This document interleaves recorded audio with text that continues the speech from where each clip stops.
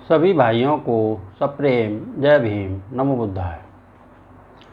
थेर गाथा के अगले थेर हैं चूलक। मगध के ब्राह्मण कुल में उत्पन्न भगवान के पास प्रवज्जित हो इंद्रसाल गुफा में ध्यान भावना करते थे।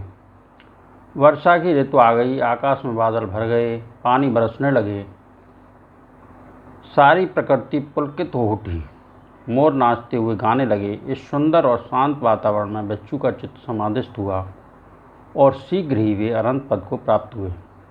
उसके बाद चूलक स्थिविर ने यह उदान कहा।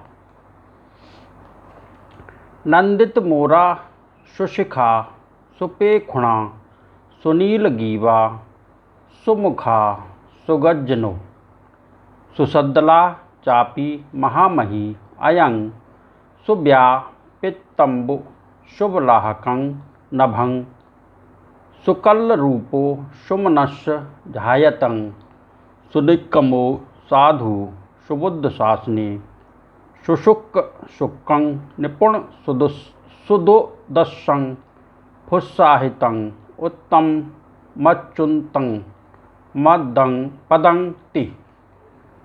अर्थात सुंदर शिखा वाले, सुंदर चोंच वाले, सुंदर नील ग्रीवा वाले, सुंदर मुख वाले मोर मधुर गीत गाते हैं।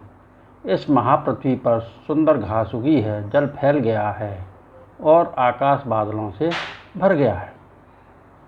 जो सम्यक रूप से गृह त्याग कर बुद्ध शासन में आकर प्रसन्न है, उसके ध्यान करने के लिए यह समुचित समय है।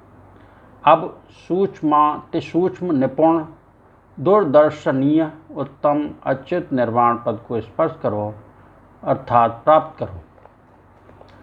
इसी कड़ी में अगले थेर हैं अनुपम। कौशल के एक धनी परिवार में उत्पन्न सुंदरता के कारण अनुपम नाम पड़ा। भगवान के पास प्रवज्जित हो अरण्य में योगाभ्यास करते थे, लेकिन चित्त चंचल रहता था। एक दिन अनुपम अपने मन को समझाकर दृढ़ संकल्प के साथ ध्यान करने लगे। शीघ्र ही अनंत पद को प्राप्त हो अनुपम स्थिविर ने उन शब्दों में ही यह उदान कहा।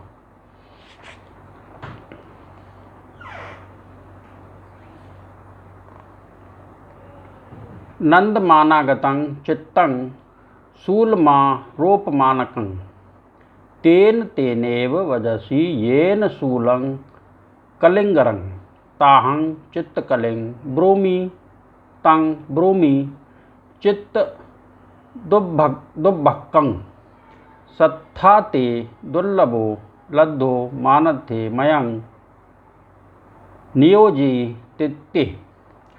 चित्त, आनंद के पीछे क्यों पड़े रहते हो? यह तो मार का मानक है और मुझे दुख रूपी सूल पर क्यों चढ़ाते हो? तुम वहाँ जाते हो जहाँ जहाँ सूल है, फांसी का तख्ता है। चित्त, तुझे मैं बाधक कहकर पुकारता हूँ। शास्ता जो तुम्हें मिले हैं वे दुर्लभ हैं। ऐसे धर्मानुशासक को पाकर हे चित्त, अब मुझे अनर्थ में मत लगा। इसी कड़ी में अगले थेर हैं वज्जित।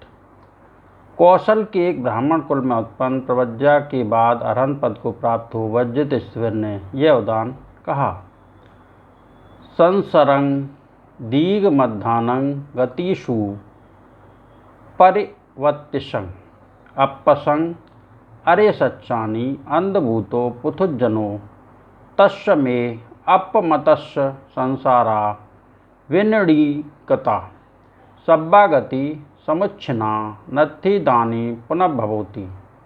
अर्थात चारों आर्य सत्यों के न देखने के कारण अंधभूत पृथक जन हो दीर्घ काल तक अनेक गतियों में संसरण करता रहा।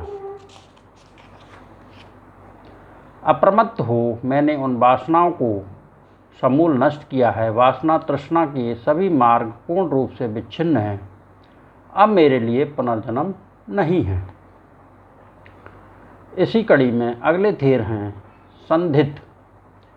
कौशल के एक संपन्न कुल में उत्पन्न प्रवज्जित हो अरहंत पद को प्राप्त हुए अपने पूर्व जन्म का स्मरण कर संधित स्थिविर ने यह उदान कहा।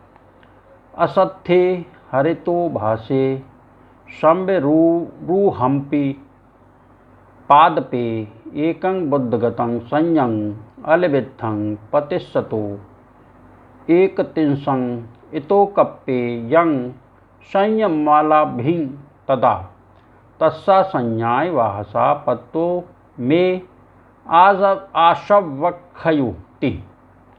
हरे भरे एवं अच्छी तरह बड़े हुए अश्वत्थ वृक्षों के नीचे स्मृतमान होकर प्रतिष्ठित होने पर मुझे बुद्ध संबंधी धारणा उत्पन्न हुई।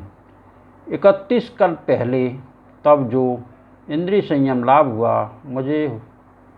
मुझे हुआ, उसी संयम के फलस्वरूप मैं आश्रमों की इच्छा को प्राप्त हुआ हूँ। 17वां वर्ग समाप्त।